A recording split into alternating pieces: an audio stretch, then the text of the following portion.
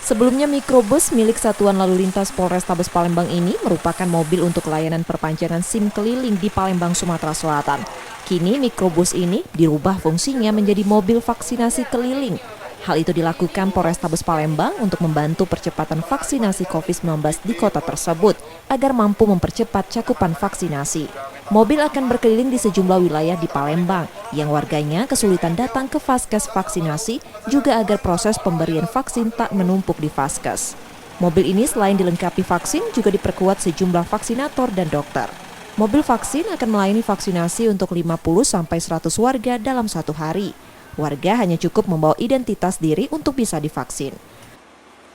Tujuannya adalah yang pertama mendekatkan kepada masyarakat-masyarakat yang memang membutuhkan vaksin.